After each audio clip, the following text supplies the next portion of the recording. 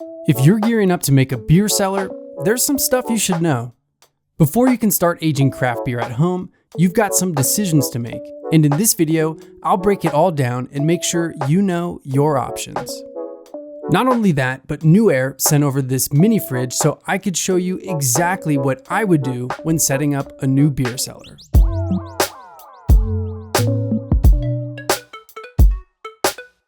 Now, let's start with the basics.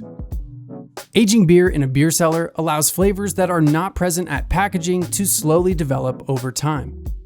Under the right conditions, booziness mellows, hoppiness fades, flavors emerge, and barrel characteristics become more prominent, but there are no guarantees.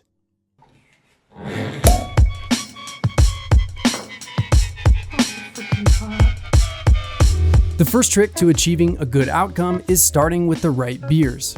Cellaring beer is not a magic trick, and you definitely won't be able to impress your buddies with an aged turd.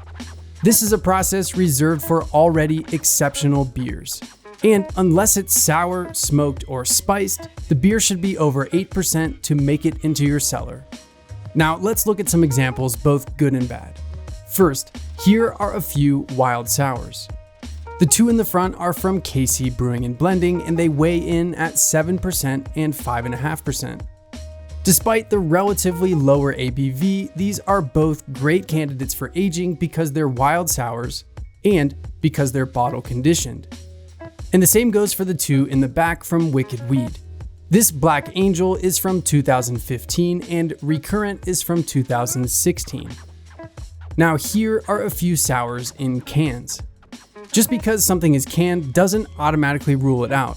But if you look closely, you can see that these beers are either heavily fruited or they contain a bunch of adjuncts. The one on the left should be consumed fresh, and the others I'm hoping to drink within about 1 year of the packaging date. None of them are going in the cellar. Next, we have a couple of dark beers, an Imperial Stout and a Barley Wine.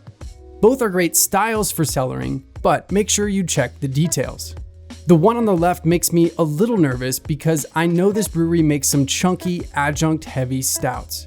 But as far as I can tell, this one should be fine. Both are going in the cellar, but I'll keep my expectations low for the Christmas bomb.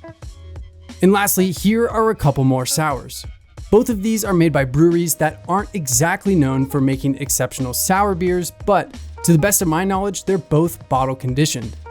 I'd say these two are both a bit of a risk, but they're going in the cellar. So again, if you want to achieve a good outcome, you have to start with the right beers. Look for sour, smoked, or spiced beers and darker beers over 8%. Once you've found the right beers, you're going to need a place to store them. Cellar temperatures start at about 40 Fahrenheit or 4.5 Celsius and go up to about 55 Fahrenheit or 13 Celsius. So unless there's a dark corner of your basement that stays below 55 all year round, you're going to need something like a refrigerator to maintain cellar temperatures. This Newair mini fridge is a good example of what you should look for. It's fairly small, but still roomy enough to hold plenty of bottles upright to minimize oxidation. It also has a light that you can manually turn on to browse your collection. The glass front is okay if you put the fridge in a dark corner, but you'll want to make sure you avoid any amount of sunlight or fluorescent light. Even a small amount of light over the aging period is enough to skunk a beer. Of course, you can also cruise Facebook or Craigslist to find a secondhand fridge. It just might not look as cool. To keep the temperature right where you want it, you'll need something like this Anvil temperature controller. You simply plug the fridge into the controller, place the temperature probe inside the fridge, and set the temperature, which for me is 50 Fahrenheit or 10 Celsius. So let's recap. The first trick to achieving a good outcome is starting with the right beers. You're looking for something sour, smoked, or spiced, or something dark and over 8% ABV. Then you'll want to store these beers somewhere that consistently maintains temperatures below 55 Fahrenheit or 13 Celsius, and you absolutely need to keep them away from sunlight and fluorescent light.